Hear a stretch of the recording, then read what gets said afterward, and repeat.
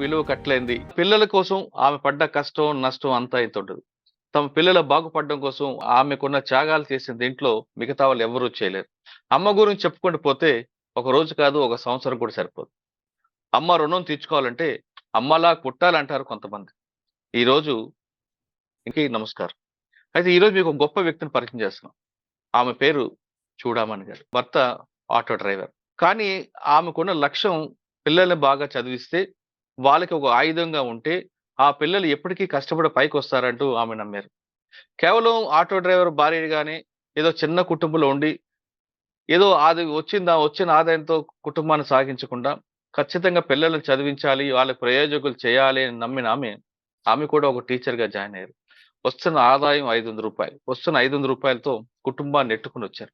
ఈరోజు ఆవిడే ఎందుకు ప్రత్యేకంగా పరిచయం చేస్తున్నానంటే, ఆమె కూతురు ఆల్ ఇండియా లెవెల్‌లో 106 ర్యాంక్ సాధించిన ఆఫీసర్, ఫారెస్ట్ ఆఫీసర్. పేరు అనూష. అనూష తల్లిగారు పరిచయం చేస్తున్న ఆమె స్టోరీని వింటే, ఖచ్చితంగా మీరు కూడా మీ పిల్లల్ని ప్రయోజకులుగా చేసే విధంగా తీర్చిదిద్దుతారని మీకు పరిచయం చేస్తున్నాం. చూడమణి గారు నమస్తే అమ్మా. నమస్తే. ముందుగా మీకు, మీ పక్కనున్న మరో అమ్మ అనూషకి ఇంటర్నేషనల్ మదర్స్ డే శుభాకాంక్షలు. మీతో పాటు ప్రపంచంలో ఉన్న అమ్మలందరికీ నమస్తే. Thank you sir. మా తరపున గూడా అమ్మలందరికీ, మాతోటి అమ్మలందరికీ శుభాకాంక్షలు. అమ్మా ఇప్పుడు చెప్పండి, మీ పాప స్టోరీ వెనక పెళ్ళైన తర్వాత భర్త. కానీ పెళ్లి కాకముందు నుంచి మీరే అన్నది చాలా స్పష్టంగా తెలుస్తుంది. ఒక చిన్న కుటుంబం సాధారణంగా ఎలాగుంటారంటే, మీలాంటి వాళ్ళు గాని, మధ్యతర కుటుంబంలో గాని, కింద వాళ్ళు గాని, భగవంతుడు మాకు ఇంతే ఇచ్చాడు గదా! ఇందులోనే సర్దుకుపోదాం అనుకుంటూ వెళ్ళే వాళ్ళు చాలా మందుంటారు. కానీ వాళ్ళకి మనసులో ఉంటది. నా పిల్లల్ని కూడా చదివించాలి, నేనెందుకు చదివించకూడదనున్న ఆర్థిక పరిస్థితులు, సామాజిక పరిస్థితులు, కుటుంబ పరిస్థితులు కొన్ని అడ్డొస్తాయి. కానీ మీరు మాత్రం, మీరు ఆయన పనిచేస్తున్నా, మీరు కూడా పనిచేస్తూ, ఆ పాపలో ఒక బలమైన కోరికని తీసుకొచ్చి, మీరు చేయలేనిది ఆమెలో చేయించారు. మీరు చాలా గ్రేట్ అమ్మా. Thank you. చెప్పండమ్మా ఇప్పుడు, ఆమె ఈరోజు ఈ స్థాయిలో ఉందంటే మీరున్నారు కాబట్టి, సివిల్స్ చేయించాలని గాని, బాగా చదువుకోవాలని చెప్పారు. చెప్పడం వేరు, వాళ్ళు ఆ లక్ష్యం దిశగా అడుగులు వేయడానికి మీరు పడ్డ కష్టం వేరు. ఒక్కసారి మీరు ఫ్లాష్ బ్యాక్‌కి వెళ్లి, మీరు పడ్డ కష్టం చెప్పండి. వీళ్ళు ఈ స్థాయిలో కూర్చోడానికి. మనం చెప్తాం సార్, ఏదైనా ఈ సివిల్స్ అనే కాదు, ఏదో ఒకటి ఉండాలి. లైఫ్ అంటే ఇది కాదు. మనము నిలబడి లైఫ్‌లో మనతో పాటు ఇంకొక నలుగురికి సహాయం చేసేటట్టు ఉండాలి. అవును. చిన్నప్పటి నుంచి అలా ఉండేది. అది నాకు సాధ్యం కాలేదు. ఎందుకంటే నా ఫ్యామిలీ గాని, ఏది గాని నాకు సపోర్ట్ లేదు. మేము చాలా పెద్ద ఫ్యామిలీ, 10 మెంబర్స్ సార్ మేము. ఓహ్! అక్కడికే మా అమ్మ అందరికీ అక్షర జ్ఞానం అయితే ఇవ్వగలిగింది గానీ, అంతకన్నా మించి ఏమి ఇవ్వలేదు గదా! అదొక్కటి ఉండేది నాకు. మనమంటూ ఒక మనిషిగా ఉన్నప్పుడు ఏదో ఒక ప్రత్యేకత ప్రతి మనిషిలో ఉంటది అవును. అని నేను చాలా గట్టిగా నమ్మిన. హ్మ్. కాబట్టి నేను మీకిచ్చే ఆస్తిపాస్తులంటూ ఏమీ లేవు. మీరు చదువుకోవాలి. చదువుకుంటేనే మనకంటూ ఒక గుర్తింపు వస్తది. మనమంటూ ఒక నలుగురికి సహాయపడగలుగుతాం. అవును. అవును. చెప్పేసి చిన్నప్పటి నుంచి అలాగే చెప్పేదాన్ని. ఈ బాధలు హ్మ్. శాశ్వతం కాదు మనకి. ఈ బాధలన్నీ తొలగిపోయి మనం హ్యాపీగా ఉండాలి, అందరితో సమానంగా సమాజంలో ఉండాలి అంటే మనకి ఉన్నది చదువొక్కటే. చదువుకుంటే ఏదైనా సాధించగలరు మీరు. హ్మ్. హ్మ్. ఈ బాధలన్నీ శాశ్వతం కాదు. ఇది తాత్కాలికమే. దీనికోసం నేనెంతైనా కష్టపడతా. మీరు మాత్రం నా గురించి ఆలోచించొద్దు. అమ్మ కష్టపడుతుందే, మేము గూడా ఎందుకు చదవాలి, మేము ఇది జేస్తామా అలా వద్దు. నా కష్టాన్ని నేను చూసుకుంటా. దాని గురించి మీరు సాధించినప్పుడు ఇయన్నీ నేను మర్చిపోతా. లైఫ్‌లో నా పిల్లలు ఈ స్టేజ్‌లో ఉన్నారు అంటే నాకింకేది గుర్తురాదు అప్పుడు. ఓకే. చాలా గర్వంగా అనూషకి మీరు అలాగా చిన్నప్పటి నుంచి చెప్పుకుంటూ వచ్చారు. అవును సార్. వస్తున్నప్పుడు మీ మాటలు విన్నదా? లేదు మమ్మీ విన్ నాకు ఆ! అది కావాలి, ఇది కావాలి అందా? లేదు. అస్సలు లేదు సార్. నేను ఆ! ఏదిస్తే అది. ఏది హ్మ్. పెడితే అది తినేది. ఏదిస్తే అది కట్టుకునేది. తనకేది కావాలన్నా నేనే తెచ్చేది. ఇది హ్మ్. గావాలి, అది గావాలని తోటి పిల్లలతో పోటీ కంపేర్ చేసుకొని వాళ్ళకది హ్మ్. ఉంది, మనకిది లేదు. ఎప్పుడూ లేదది. హుహు. తను ఇంట్లో నాకు సహాయపడేది. నైట్ 10 గంటల వరకు చదువుకున్న రోజులున్నాయి. పొద్దున 4 గంటలకు లేసి, ఓ గంట చదువుకొని, నాకు ఆ! సహాయం జేసి స్కూలుకెళ్ళేది. ఆ! గుడ్. ఆ! వాళ్ళ తమ్ముడికి గూడా చాలా బాగా జూసుకున్నది. ఓకే. సాధారణంగా కుటుంబం నడపడం అన్నది, ఆ కష్టం అనేది మీకే తెలుస్తది. అవును సార్. మీ వారనేది డబ్బులు తీసి ఇస్తారు గానీ, అవును. బయట అవును. ఇద్దరు పిల్లల్ని తీసుకొని నడపడం అనేది ఆ కష్టం, నష్టం అంతా మీకే మీ భుజం మీద ఉంటది. అవును. మీ మీ జర్నీలో అంటే పిల్లల్ని పెంచే క్రమంలో మీకు బాగా గుర్తుండిపోయిన ఒక సంఘటన ఉందా? అంటే ఇవి నేను కూడా పిల్లల్ని ఓ పుట్టినరోజు చేద్దామనో, ఆ! పండగ బట్టలు కొందామనో, లేదా హ్మ్. పండగ నాడు మంచి స్వీట్ పెడదామనో చేయలేకపోయానే అన్న బాధ ఎప్పుడు పడ్డారా? అంటే పాప 10థ్ క్లాస్ అప్పుడు చాలా బాధపడ్డాను సార్ నేను. హ్మ్. 10థ్ క్లాస్ ఎగ్జామ్‌కు సెంటర్‌కి తీసుకుపోవడానికి ఆ రోజు చాలా ఇబ్బంది పడ్డాము. అయ్యో! ఒక మాట చెప్పాలంటే 3 డేసు బ్రేక్‌ఫాస్ట్ కూడా లేకుండా వెళ్లి ఎగ్జామ్ రాసింది అయ్యో! అయ్యో! ఆ! కూతురు. అదంతా నేను గర్వంగా ఫీల్ అవుతా సార్ నా కూతుర్ని చూసి ఇప్పుడు నేను. చాలా గర్వంగా కొన్ని కోట్ల రూపాయలు పక్కకు పెట్టినా ఆ! నాకు నాకీ గర్వం చాలు. నాకు ఏది దీనికి సాటి రాదు. ఆ! ఎందుకు ఆ రోజు ఏం జరిగిందమ్మా అసలు? అంటే ఇంకా వచ్చి లేని సంపాదన కొంచెం అటు ఇటుగా ఆటో ఎప్పుడు రిపేర్‌లొచ్చేది. అయ్యో! ఆ! ఇంకా అట్లా కొద్దిగా అప్పుడు కొంచెం బాగా స్ట్రగుల్ అయినాం. ఆహా! ఎగ్జామ్ వెళ్ళలేక? ఆ! అంటే వెళ్ళింది. ఆ! వెళ్ళింది స్కూల్ పిల్లలతో పాటు తను వెళ్ళింది గానీ 2 డేస్ అసలు ఏమి తినకుండా ఎళ్లి ఎగ్జామ్ రాసొచ్చింది. అలా ఎన్ చిన్నప్పటి ఎన్ నుంచి అయినా స్కూల్లో వీళ్ళు ఈ జన విజ్ఞాన కేంద్రం వాళ్ళు ఎగ్జామ్ బెడతారు తెచ్చి, అవును. దాంట్లో గూడా మండలంలో ఫస్టొచ్చింది. ఓహ్! మామూలు ప్రతి దాంట్లో ఫస్టొచ్చేది. ఒక్కటే నేను వాళ్ళకి చదువు అని చెప్పినా గానీ, ఇలా చదవాలి, అలా చదవాలి అని ఎప్పుడు చెప్పలేదు. మీరు అచ్చా! కష్టపడకండి. మనం చేసే హ్మ్. పని ఇష్టంగా చేస్తే ఆ! అది మనకిష్టం ఉంటది. అబ్బా! ఇంత కష్టపడాలా నేననుకుంటే అదెప్పటికి మనం దాటలేం. అవును. కాబట్టి దాని మీద మీరు ఇష్టం ఏర్పరచుకోండి. చదువే మనకున్న అనుష చెప్పమ్మా అమ్మ చెప్తున్నట్లుగా సరే. ఆ 10థ్ క్లాస్ అప్పుడు ఎందుకు చదవకుండా ఎళ్ళావు? అసలు ఎగ్జామ్ అప్పుడు ప్రతి మనిషికి ఒక గట్టి బలం ఉండాలి, ఆరోగ్యంగా ఉండాలి. కానీ ఇబ్బంది పడ్డావా ఎప్పుడైనా? ఎందుకు నువ్వు చేయలేకపోయానా అని అనిపించిందా ఆ రోజు? అది మమ్మీ చెప్పింది తినకుండా వెళ్ళడం సార్ ఆ! యాక్చువల్‌గా. ఆ! కాకపోతే లక్కీగా నేను అవేవి నాకు రాకపోయేది సార్ బ్రెయిన్‌లో. నాకెప్పటికి ఏది ఉండేది అనంటే, హ్మ్. నేను ఫస్ట్ రావాలి. స్కూల్‌లో ఫస్ట్ రావాలి. 10థ్ హ్మ్. క్లాస్ ఎగ్జామ్‌లో టౌన్ ఫస్ట్ రావాలి. లేకపోతే డిస్ట్రిక్ట్ ఫస్ట్ రావాలి. ఆ! ఇదే నా బ్రెయిన్‌లో ఉండేది. హ్మ్. ఇంకా పెద్దవాళ్ళు చెప్తారు గదా సార్! మనకి స్ట్రాంగ్ విల్ ఉన్నప్పుడు యూనివర్స్ మొత్తం మనకి సహకరిస్తది అని. అవును. అవును. అలాగే ప్రతి స్టెప్‌లో ఎవరో ఒకరు హెల్ప్ చేసేది. అలా మా హ్మ్. ఇంగ్లీష్ టీచర్ ఇప్పుడు నో మోర్. కానీ ఆ! అతను దేవుడితో సమానం. నేను మళ్ళీ ఎప్పుడు నోరు తెరిచి చెప్పకూడదు కానీ గదా సార్! మా పరిస్థితి హ్మ్. కూడా ఎప్పుడు బయటకు తెలియనీయకపోయేది పిల్లలు. ఇంట్లో ఎలా ఉన్నారు? ఏం తిన్నారు? ఏం చేశారు? అంటే ఇంటి ఎవ్వరికీ గుట్టుని బయటికి తీసుకురాలేదు. లేకుండా ఎప్పుడూ ఆ! నవ్వుతూనే ఉంటూ అసలు ఇప్పుడు నేను మాట్లాడుతుంటే కొంతమందికి మా చుట్టుపక్కలోళ్ళకి, మా ఊర్లో తెలుస్తది.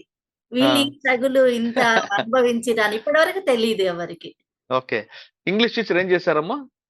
రోజు సార్ ఏం చేసేది అనంటే, "నువ్వు ఫస్ట్ ర్యాంక్ వస్తావు కదమ్మా! నేనే తీసుకపోతా నిన్ను సెంటర్ దగ్గరికి" అని హ్మ్. తీసుకెళ్ళేది. నాకు అర్థం కాకపోయేది ఎందుకు అలా సెపరేట్‌గా అని.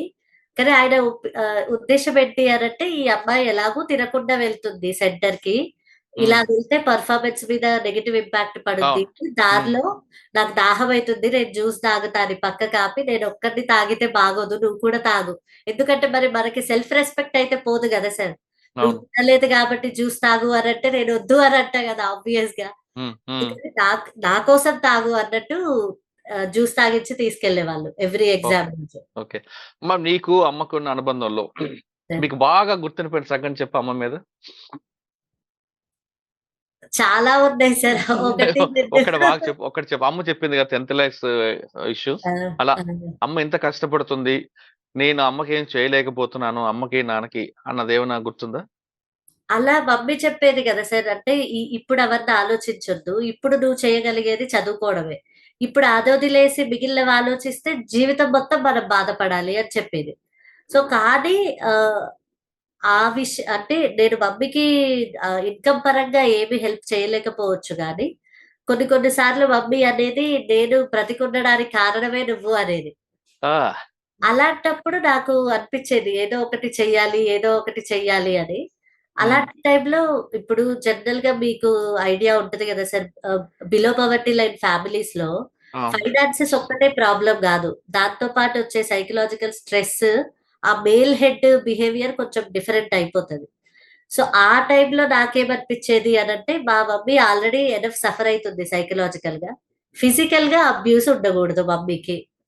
అది నేను నా ఐ మీన్ నైట్ మొత్తం మెలుకువ ఉన్న రోజులున్నాయి. Physical abuse జరగొద్దు. అది నేను నైట్ వాచ్‌మెన్ లాగా చూసుకోవాలి అని చిన్న అలికిడైతే అలా ఉండేది. లేసి ఆ! కూర్చుంటది సార్. చిన్న ఆహా! అలికిడైనా లేసి కూర్చుంటది. హ్మ్. అలా ఒక రకంగా చెప్పాలంటే నాకు అమ్మతో సమానం. అమ్మ నాకు. అయితే ఇంకొకటి చెప్పాలి సార్. ఇప్పుడు చెప్పమ్మా. హ్మ్. ఊర్లల్లో పిల్లలకి ఆడపిల్లలకు దూరపు చదువులెందుకు అది ఇది అని అంటారు గదా! కానీ పిల్లల చదువుల విషయంలో, పిల్లల బాధ్యత విషయంలో మా హస్బెండ్ మొత్తం నా మీదనే వదిలేసిండు. ఓహ్! బొంబాయి పంపించి అక్కడ పిల్లలు వాళ్ళ చాలా మంది అనేవాళ్ళు. "అమ్మాయిని అంత దూరం పంపిస్తారా? అవును. అక్కడ పాడైపోతారు. అలా ఇలా ఎందుకు పెళ్లి అవును. కోసం" అంటే అది ఎవరి మాట వినలే మా హస్బెండ్. అది అచ్చా! మాత్రం నేను తనని క్రెడిట్ ఇయ్యాలి. క్రెడిట్ ఇయ్యాలి మీ సార్. మీ అల్లుడు మీ అల్లుడు ఏ విధంగమ్మా? ఇంక నాకు చెప్పకూడదు గానీ నాకు ఐదుగురు అన్నదమ్ములు. ఆ! నాకు దేవుడిచ్చిన తమ్ముడితో సమానం సార్. ఓహ్! ఆ! నా సొంత అక్క తోబుట్టువులాగా చూసుకుంటాడు. చిన్న కష్టాన్ని రానీయడు. హ్మ్. ఎప్పుడూ కొంచెం నేను బాధపడ్డా గానీ, తను కళ్ళలో ఆ! నీళ్లు తెచ్చుకుంటాడు. చెప్తున్నగా అల్లుడని పేరుకే గానీ, ఆ! నాకు తోబుట్టువు కన్నా ఎక్కువ సార్. ఓకే. అనుష చెప్పమ్మా, అమ్మ చేసిన వంటలు నీకు బాగా ఏదిష్టం? చిన్నప్పుడు బాగా కారపప్పలు చేసేది సార్. ఏంటి అది? తెలంగాణలో కారపప్ప అంటారు తెలంగాణలో. ఆహా! సర్వపిండి ఆ! ఆహ్, సర్వపిండి మీ పిండి దగ్గర బాగా చేస్తారు. చాలా అలాగా. ఆ! బావుంటాయి. ఆ! అలాగే కానీ డీప్ ఫ్రై చేస్తారు. హ్మ్. డబ్బా మీద కాకుండా. ఆ! ఏమంటారు? ఆ! సొరకాయను బియ్యపు కట్టెగారెలంటారు. అదే ఆ! సర్వపిండి చెక్కలంటే బావుంటాయి. ఆ! కారంగా ఉంటాయి. చెక్కలు. ఆ కారం అనగానే కళ్ళలో నీళ్ళొస్తున్నాయి. ఆ! ఇంకా చికెన్ ఫ్రై. అవునా? చికెన్ ఫ్రై ఇష్టం ఆ! బాగా. నాటుకోడా? మామూలు కోడా? ఏదైనా పర్వాలేదు. ఆ! నాటుకోడి ఎక్కువ. మీరు చేసిన వంటలో అనూష ఇష్టంగా ఏం తింటదమ్మా? ఇవి తింటా సార్. చికెన్ ఫ్రై తింటది. హ్మ్. కిచిడి హ్మ్. బాగా ఇష్టం. కిచిడి మీద మామూలు కిచిడి. పాపడేసుకుంటదా? గెయ్యి యేసుకొని తింటదా? ఆ! బాగా ఇష్టం అది. హ్మ్. నువ్వు అమ్మకి ఏం చేసి ఇష్టపెడతావమ్మా?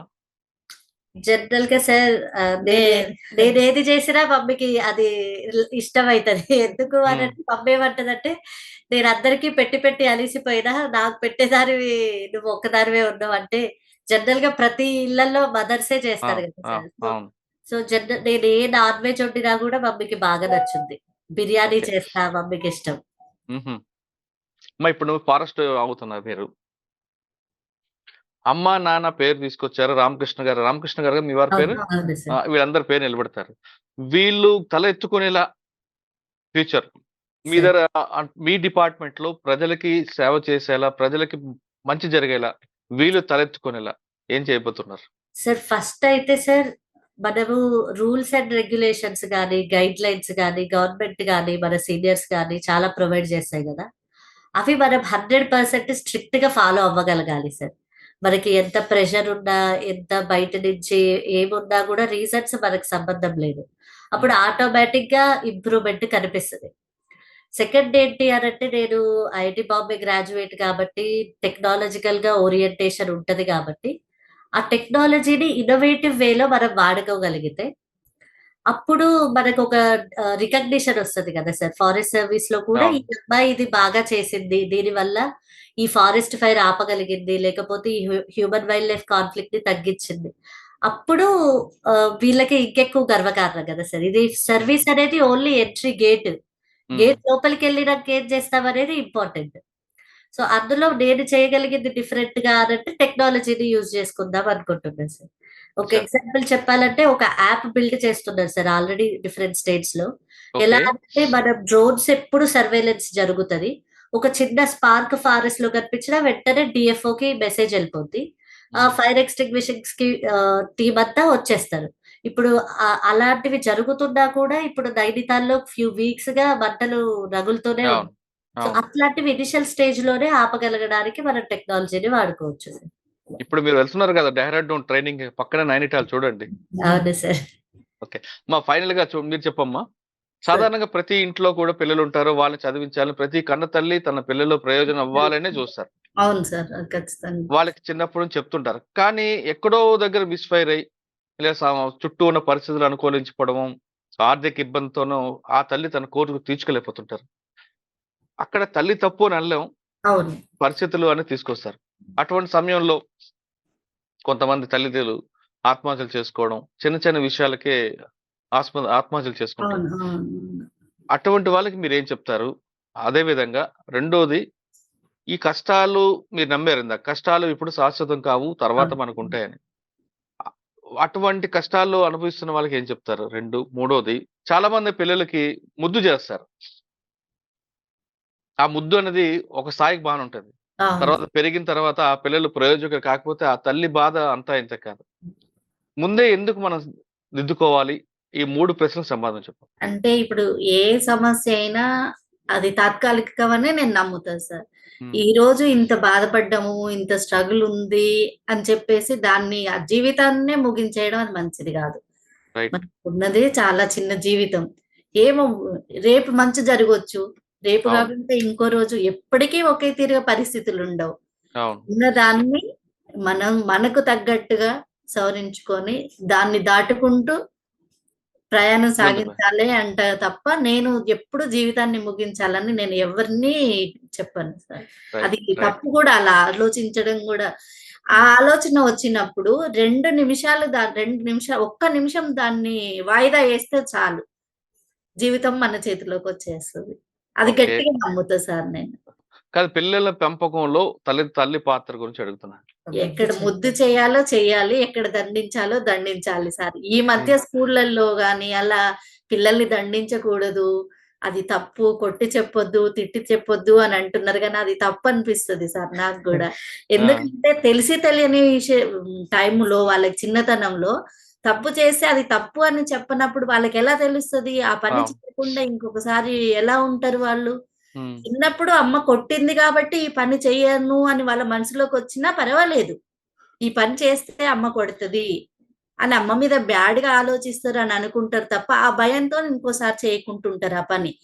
కొంచెం పెద్దగయిన తర్వాత ఇది కరెక్ట్ కాదు కాబట్టి మా అమ్మ దెబ్బేసింది నన్ను అని ఆలోచించగలుగుతారు కరెక్టే గదా! అమ్మా. మీలాంటి వాళ్ళు ఆలోచిస్తారు. కొంతమంది తల్లులు మాత్రం మా పిల్లలకి చిన్నప్పటి నుంచి కొట్టలేదు. వాడొక్కడే కొడుకు. వాడిని ఎత్తుకొని ముద్దులాడాలి అని ఏదో కొన్ని కొన్ని అంటుంటారు బ్యాడ్ సార్. హ్యాబిట్స్ అది చేస్తుంటారు. కరెక్ట్ కానీ కాదు. తర్వాత వాడు పెరిగి పెద్దయిన తర్వాత ఇదే తల్లిని తిడుతుంటాడు. ఆ! అదే ఆ రోజు మనం చేయలేకపోయింది, ఈ రోజు పిల్లలతోని మనం చేపిచ్చుకోవాల్సొస్తది. హ్మ్. కాబట్టి ముద్దు చేయండి. తినే కాడ చేయండి, వాళ్ళకి డ్రెస్సులు కొనియండి, ఇంకేదైనా కొనియండి. చదువు కాడ, సంస్కారం కాడ, పద్ధతి కాడ, 10 మందితో వ్యవహరించే తీరు పైన మాత్రం మనం కఠినంగా ఉండాల్సిందే సార్. ఓకే. ఎందుకంటే దానివల్ల మనం ఒక్కలమే మన కుటుంబమే కాదు, వీడు బయటికి పోయి ఎన్ని తింగరేషాలేస్తాడో, ఎవరెవరిని బాధ పెడతాడో, ఎంతమంది బాధపడతారో అదే ఆ! గదా సార్. ఇప్పుడు అవును. పిల్లలు ఎవరైనా చేసిర్రంటే నేను వాళ్ళ తల్లిదండ్రులనే ముందు తిడతా. అమ్మాయిలని కరెక్ట్. పద్ధతిగా కరెక్ట్ అది. ఉండమని చెప్తారు గానీ, మగ పిల్లల్ని "అరే! నీ అక్క లాంటిది, చెల్లి లాంటిది అలా ఉండొద్దురా, చెయ్యొద్దురా" అని ఎందుకు చెప్పి పంపించరు? పంపరు.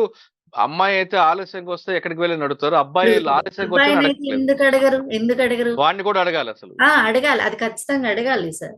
ఎందుకు అమ్మాయికో రూలు, అబ్బాయికొక రూలని ఎప్పుడూ ఉండదు. అది రైట్. పిల్లల్ని కనండి. పిల్లల్ని ప్రయోజకులు చేయండి. కానీ చదువుతో పాటు సంస్కారం కూడా నేర్పించినట్టున్నారు చూడమని గారు. మగ పిల్లలు ముఖ్యంగా తీసుకుంటే, ఆడపిల్లలంటే ఖచ్చితంగా వింటారు. మగ పిల్లలకు మాత్రం ఆవిడ చక్కని మెసేజ్ ఇచ్చారు. ఒకవేళ పిల్లలకి గాని మీరు ప్రయోజకులు చేయకుండా, మీకు నచ్చినట్లుగా చిన్న పిల్లాడే కదా ముద్దు చేస్తే, పెద్దయిన తర్వాత అదే పిల్లాడు మనకి నీతులు చెప్తాడు. మన పిల్లల చేత మనం నీతులు తెప్పించుకోవడం అనే దౌర్భాగ్య పరిస్థితి రాకూడదు అనుకుంటే, చిన్నప్పటి నుంచే ఆడపిల్లతో పాటు మగ పిల్లాడికి కూడా అలాగే పెంచండి. రాత్రయితే పిల్లాడు ఎందుకు రాలేదని ప్రశ్నిస్తే ఖచ్చితంగా వాళ్ళకి భయం వస్తదంటూ చెప్తున్నారు. కుటుంబం అన్నది కేవలం డబ్బుతోనే కాదు. ఒక మనిషి తలుచుకుంటే ఆ కోరిక నెరవేరాలంటే ఖచ్చితంగా మన లక్ష్యం అనేది గట్టిగా ఉంటే, అది బలం ఉంటే ఖచ్చితంగా సాధిస్తాం. చూడమణి గారి కుటుంబం అనేది ఆర్థికంగా చిన్నదైనా, ఆమె ఆశయం చాలా పెద్దది. ఆ ఆశయానికి ఆమె భర్త కూడా సహకరించడం, ముఖ్యంగా భగవంతుడు కూడా ఆమెకి దీవెనలివ్వడంతో, ఆమె కూతురు ఖచ్చితంగా మంచి పేరు తీసుకొచ్చింది. ఇక రాబోయే కాలంలో కూడా అనూష ఫారెస్ట్ డిపార్ట్‌మెంట్‌లో వెళ్లి మంచి పేరు తెచ్చుకోదని ఆశిద్దాం. ఇది చూడమణి గారితో ఎక్స్‌క్లూజివ్. అందరికి మరొకసారి ఇంటర్నేషనల్ మదర్స్ డే శుభాకాంక్షలు. అమ్మ చూడమణి గారు, ఇద్దరు అమ్మలున్నారక్కడ. ఇద్దరు అమ్మలకి చెరొక నమస్కారం. Thank you thank sir. You sir. ఈ ప్లాట్‌ఫార్మ్ ద్వారా నేను కూడా అందరికి హ్యాపీ ఇంటర్నేషనల్ ఉమెన్స్ డే చెప్పాలనుకుంటున్నాను సార్. థ్యాంక్ యూ అమ్మ. నాతోటి థ్యాంక్ యూ. మహిళలందరికీ, నాతోటి తల్లులందరికీ మాతృ దినోత్సవ శుభాకాంక్షలు. కానీ ఈ ఒక్క రోజునే మాతృ దినోత్సవం ఆ, అని సెపరేట్ గా చేసుకోకండి. అమ్మ ఎప్పుడు అమ్మే కొట్టినా తిట్టినా ఏమైనా ఒక దెబ్బ మిమ్మల్ని వేసినా వెనక్కిపోయి ఏడుస్తుంది మా అమ్మ. పిల్లల కళ్ళల్లో నీళ్లు తిరిగితే ఆటోమేటిక్ గా తల్లి కళ్ళల్లో కూడా తిరుగుతాయి. కాబట్టి ఎప్పుడు అమ్మలు అన్నారని అమ్మలను ఎప్పుడు దూరం పెట్టకండి, అమ్మలను బాధ పెట్టకండి. Thank you. Thank you. Thank you. Thank you thank sir. You sir.